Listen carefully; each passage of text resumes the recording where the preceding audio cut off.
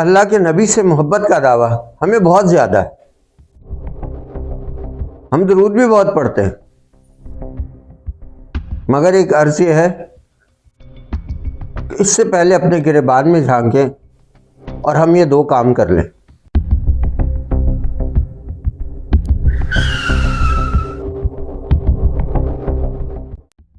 السلام علیکم ناظرین، حسب معمول آپ کی خدمت میں حاضر ہوں اپنے چینل رک جائیں پر، اور آپ سے دل کی باتیں شیئر کرنے کے لیے آج پھر گفتگو کی ابتدا کرتا ہوں. ناظرین، ہم پاکستانی، خاص طور پر پاکستانی مسلمان اللہ کے نبی صلی اللہ علیہ وسلم سے محبت کا بہت دعویٰ کرتے ہیں، اور اس دعوے میں ہمیں بڑا احساس ملکیت بھی ہے کہ یہ دعویٰ ہمارا ہے. تمام امت کرتی ہے محبت نبی کریم صلی اللہ علیہ وسلم سے، لیکن ہمارا اہتمام تھوڑا زیادہ ہے، اور اس اہتمام کے بارے میں آپ صلی اللہ علیہ وسلم کی حدیث بھی ہیں، پیشین گوئی بھی ہے آپ کی.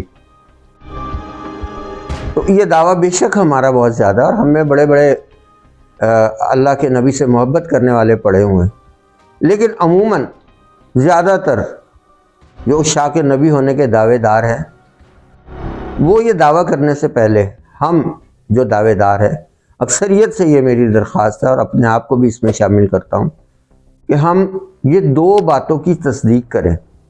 پہلی بات، کیا ہم منافق ہیں یا نہیں ہیں، اور دوسری بات، کیا ہم امت میں شمار ہوتے ہیں یا نہیں ہوتے، امت مستجابہ میں. اب پہلی بات ہے کہ منافق والی بات کیوں آئی میرے ذہن میں، کہ اللہ کے نبی نے منافق کی 3 نشانیاں بتائی ہیں. بات کرے تو جھوٹ بولے، وعدہ کرے تو وعدہ خلافی کرے، امانت دی جائے تو امانت میں خیانت کرے. اب یہ بتائیے کہ ہم لوگ جو اللہ کے نبی کا اتنا نام لیتے ہیں، اتنے پیار کے دعوے کرتے ہیں، ہم ماشاءاللہ ہم میں بہت سے ایسے خوش نصیب ہیں جنہوں نے داڑھی مبارک بھی رکھی ہوئی ہے، جنہوں نے عمامہ شریف بھی پہنا ہوتا ہے، اس سنت کے لباس کا بڑا اہتمام کرتے ہیں، پانچے بھی مناسب جگہ پہ رکھتے ہیں، اور خوشبو بھی لگاتے ہیں، پاک صاف رہتے ہیں. ظاہری طور پر یہ ساری ظاہری سنت ہیں، لیکن اندر کا کیا حال ہے؟ جھوٹ کی بدبو آتی، فرشتے بھاگ جاتے ہیں جھوٹ سے. ہمیں نہیں آتی، لیکن فرشتے دور بھاگتے ہیں جب بندہ جھوٹ بولتا ہے. درود پڑھنے والے سے فرشتے بھاگیں، کیا یہ درود پڑھنے والے کو زیب دیتا ہے؟ اور جھوٹ چھوٹا گناہ نہیں ہے، جھوٹ کبیرہ گناہوں میں آتا ہے. دوسری منافق کی نشانی کیا بتائی؟ وعدہ کرے تو وعدہ خلافی کرے. اس سے پہلے میں ایک ولاگ میں وعدہ کیا ہے اور وعدہ خلافی کیا ہے اس پہ گفتگو کر چکا ہوں. ہم وعدہ کسی خاص چیز کو سمجھتے ہیں، وعدہ صبح شام دوپہر ہم کرتے رہتے ہیں. یہ چھوٹی چھوٹی کمٹمنٹ سے ہوتی ہیں، یہی وعدے ہوتے ہیں. تو کیا ہم وعدہ کر کے پورا کرتے ہیں؟ کیا ہم وعدے کے معاملے میں شدید ہیں؟ دیکھیں، جھوٹ بولنے کے معاملے میں بھی شدید ہونا چاہیے کہ نہیں بولنا، قطعاً نہیں بولنا. ہاں، اگر کسی کو خیر پہنچانے کے لیے یا کسی کا پردہ رکھنے کے لیے کہ آپ نہیں جانتے، وہ ایک الگ بات ہے، لیکن عام طور سے گفتگو میں، معاملات میں، لین دین میں، خرید و فروخت میں کہیں بھی جھوٹ نہیں بولنا. اور وعدہ خلافی، وعدہ منہ سے بات نکالنے سے پہلے، کسی سے کچھ بھی کمٹمنٹ کرنے سے پہلے آپ سوچ لیں آپ جو کہہ رہے ہیں کیا اس پہ عمل کریں گے. یعنی کسی کو کہہ دیا میں 4 بجے آؤں گا، کہنے سے پہلے سوچ لیں آپ نے 4 بجے کا وعدہ کر لیا ہے. وعدہ کرنے کے لیے اسٹامپ پیپر یا اس پہ مہر لگانی نہیں ہوتی. اگر آپ کو اپنے کہے کی پرواہ نہیں ہے کہ آپ نے 4 بجے کہہ کے اور آپ 5 بجے گھر سے نکل رہے ہیں، پرواہ نہیں کر رہے کہ میں نے ایک وعدہ کیا ہوا ہے اور جو اللہ نے سنا ہے، جو کندھے پہ بیٹھے فرشتوں نے سنا ہے، وہ شمار ہو گیا. میں جتنا لیٹ ہو گیا وعدہ خلافی اتنی بڑھتی چلی گئی. تو چھوٹے چھوٹے معاملات میں، لین دین میں، ان چیزوں میں وعدہ خلافی، یہ منافق کی دوسری نشانی ہے. منافق کی تیسری نشانی کیا ہے؟ جب اسے امانت دی جائے تو اس میں خیانت کرے.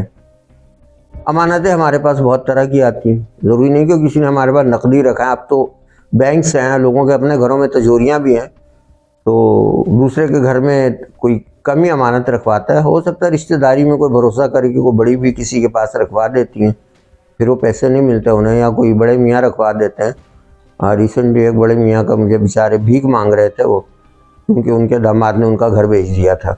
تو امانت میں خیانت جو ہے وہ اس طرح بھی ہے کہ اگر ایک نوکری ہمیں مل گئی ایسی جہاں ہم پہ کچھ ذمہ داریاں ہیں، ہمیں لوگوں کے کچھ کام کرنے ہیں جس میں ایک سرکاری فیس مقرر ہے، اور ہم نے اس نوکری کے ساتھ خیانت نہیں کرنی، یعنی اس میں ہم نے بے ایمانی نہیں کرنی، ہیرا پھیری نہیں کرنی، بلا وجہ کے لوگوں کے کیسز میں نقص نکال کے، ان کے کاموں میں نقص نکال کے رشوت کے پیسے نہیں طلب کرنے، یہ نہیں کہنا کہ پیسے خرچ ہونے۔ اس طرح کی مثالیں بے حد ہے، اور یہاں تک کہ 5 وقت نمازی بھی حرکتیں کر رہے ہیں، حالانکہ وہ نماز کسی شمار میں نہیں ہے۔ کوئی کہے گا میں کون ہوں کہنے والا کہ نماز کسی شمار میں نہیں ہے، میں نہیں کہنے والا۔ اللہ کے نبی نے فرمایا کہ تیری نماز اگر تجھے برائی سے نہیں روکتی تو نماز ہی نہیں ہے وہ۔ جھوٹ بولتے ہیں، وعدہ خلافی کرتے ہیں، امانت میں خیانت کرتے ہیں، یہ تینوں نشانیاں منافق کی ہیں۔ یہ 3 کام چھوڑ دیں، منافق کی صف سے نکلیں اور مسلم مومنین کی صف میں آ جائیں۔ منافق عبداللہ بن ابی بھی تھا، جس کے لیے نبی کریم صلی اللہ علیہ وسلم نے، کیونکہ ان کے بیٹے صحابی تھے، اس کے بیٹے صحابی تھے، انہوں نے آپ سے درخواست کی دعا کے لیے، تو اللہ تعالیٰ نے کیا فرمایا کہ اگر آپ ان کے لیے استغفار کریں، بلکہ 70 بار استغفار کریں، تو بھی اللہ تعالیٰ ان کو نہیں بخشنے والا۔ اللہ تعالیٰ منافق کو اتنا ناپسند کرتا ہے۔ خیر، وہ جس درجے کے منافق تھے، اللہ تعالیٰ رحم فرمائے، وہ نبی کریم صلی اللہ علیہ وسلم کی محفل میں بیٹھتے تھے، اور جب وہاں سے آپ کے سامنے مسلمان ہی اپنے آپ کو ظاہر کرتے تھے، جب اٹھ کے جا کے آپس میں بیٹھتے تھے تو مذاق اڑاتے تھے۔ بہرحال تو نفاق کی جو اللہ کے نبی نے نشانیاں بتائیں، سب سے پہلے اگر آپ کو اللہ کے نبی سے پیار ہے، اگر آپ آخرت میں ان کا ساتھ چاہتے ہیں، اگر آپ قبر میں خواہش کرتے کہ ان کا دیدار ہو جائے، اگر آپ زندگی میں چاہتے ہیں کہ ان کا دیدار ہو جائے، تو یہ گندی چیزیں اتار کے پھینک دیں اپنے اوپر سے۔ یہ دل کی ناپاکی ہے، یہ جھوٹ، وعدہ خلافی، امانت میں خیانت، یہ پلیتی ہے، ناپاکی ہے، اس کو پھینک دے، سٹ دیو، اینو کچرے چ پا دیو، تاکہ تہاڈا دل صاف ہوئے، آپ کا دل صاف ہو جائے، پاک ہو جائے۔ اس کے بعد آپ نعتیں بھی پڑھیں، عشق کے رسول کی باتیں بھی کریں۔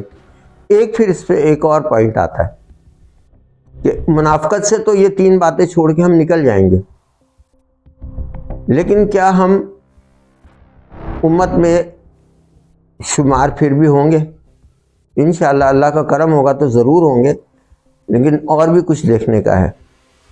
اللہ کے نبی صلی اللہ علیہ وسلم نے فرمایا من غش فلیس منا، جس نے ملاوٹ کی وہ میری امت میں سے نہیں، وہ ہم میں سے نہیں ہے۔ ہم میں سے نہیں کا کیا مطلب ہوا؟ حضور کی امت میں سے نہیں ہے وہ۔ یہ کام بھی کبھی نہ کریں، کبھی بھی ملاوٹ نہ کریں۔ ایک چند تھوڑے سے 2 ٹکوں کا فائدہ، چند پیسوں کا فائدہ، اتنے بڑے پیارے حبیب کی محبت سے خارج کر دے، اس کی امت سے خارج کرتے۔ ہمارا تو سب سے بڑا اعزاز ہی یہی ہے کہ ہم محمد رسول اللہ صلی اللہ علیہ وسلم کی امت میں ہیں۔ باقی قومیں بھی انبیاء کی قومیں تھیں، لیکن ہم امام الانبیاء کی امت میں ہیں۔ یہ ہمارا بہت بڑا اعزاز ہے اور بہت بڑا بونس ہے یہ ہمارے لیے، ہماری نجات کے لیے بڑی آسانی ہے کہ شفاعت تو میسر ہو جائے گی ہمیں۔ اور دوسری بات، اللہ کے نبی نے فرمایا من لم یرحم صغیرنا ولم یوقر کبیرنا، کہ جو ہمارے چھوٹوں پر رحم نہ کرے اور بڑوں کا احترام توقیر نہ کرے، وہ ہم میں سے نہیں، فلیس منا، وہ ہم میں سے نہیں ہے۔ اس کا مطلب یہ کہ دوسرا یہ کام بھی کریں آپ کہ آپ سے جو چھوٹے ان سے نرمی سے بات کریں، شفقت سے پیش آئیں، پیار سے پیش آئیں، اچھے اخلاق سے پیش آئیں، ان پہ رحم کریں، بچوں پہ رحم کھائیں۔ خالی آپ کے بچے بچے نہیں ہوتے، سب کے بچے بچے ہوتے ہیں۔ چھوٹوں پر رحم کرنے سے مطلب مخصوص آپ کی اولاد نہیں ہے، آپ کے اپنے پرائے سب کے بچے ہیں، ان کے ساتھ نرمی کا معاملہ کریں۔ اساتذہ جو اسکولوں میں پڑھاتے ہیں، بچوں کے ساتھ نرمی کا معاملہ کریں، ان کے پھول جیسے ہاتھوں پہ ڈنڈے نہ مارا کریں۔ جب رحم نہیں کرو گے امت سے خارج کر دیے جاؤ گے۔ مولوی صاحب پڑھانے میں بچے کی کھال نہ اتاریں، تو کچھ کو برا لگے گا لیکن یہ وہ ایشو ہے جس پہ میں کسی سے کمپرومائز نہیں کر سکتا، چاہے وہ قرآن پڑھا رہا ہے، چاہے وہ دین پڑھا رہا ہے، چاہے وہ اسکول میں پڑھا رہا ہے، کہیں بھی بچوں کے ہاتھ پیر توڑنے کی کسی کو اجازت نہیں دی۔ ہاں اگر کوئی سمجھتا ہے کہ اس کو اجازت ہے تو مجھے صرف ایک مثال دے دے اللہ کے نبی صلی اللہ علیہ وسلم کی زندگی میں، آپ نے کبھی کسی بچے پر ہاتھ اٹھایا ہو؟ کبھی بھی کسی بات پر بھی کسی بچے پہ ہاتھ اٹھایا ہو؟ کبھی ایسا نہیں ہوا۔ محبت کے دعوے کرنے اور کسی اور راستے پہ چلنا۔ اور دوسرا بڑوں کا احترام، سامنے ابو جان اور دوستوں میں، یار وہ ابا بہت تنگ کرتا ہے، یار وہ ابے نے منع کر دیا، ایسا دیکھا ہم نے بارہا۔ احترام دل سے ہوتا ہے، دل کا حال اللہ جانتا ہے۔ سامنے ابو جی نہیں بولنا، سامنے ابو جی بول کے پیسے وصول کر لینا، خرچہ نکلوا لینا، اوپر سے ماں کی سفارش ڈلوا لینا اور اپنی فرمائشیں پورے کرتے رہنا، نہیں۔ بڑوں کا احترام کرنا آپ نے۔ پھر بزرگوں کا، آپ جتنے بڑے بھی ہو گئے، آپ سے جو بڑا ہے آپ نے اس سے ادب اور احترام اور تمیز سے بات کرنی۔ تو اس لیے اگر آپ بہت درود بھی پڑھتے ہیں، آپ نبی کریم صلی اللہ علیہ وسلم سے محبت کا دعویٰ بھی کرتے ہیں، تو براہ کرم دو کام یہ ضرور کریں کہ اپنے آپ کو ان برائیوں سے بچا لیں جو ہمیں منافقت میں ڈال دیتی ہیں، اور اس برائی سے بچا لیں جو ہمیں امت سے نکال لیتی ہے، تاکہ آپ کا اللہ کے نبی سے دعویٰ سچا ثابت ہو، محبت کا دعویٰ سچا ثابت ہو۔ اللہ تعالی ہماری رہنمائی فرمائے، ہمیں ہدایت عطا فرمائے، ہماری حفاظت فرمائے، ہمارے کردار کی حفاظت فرمائے۔ بہت شکریہ۔ اللہ حافظ۔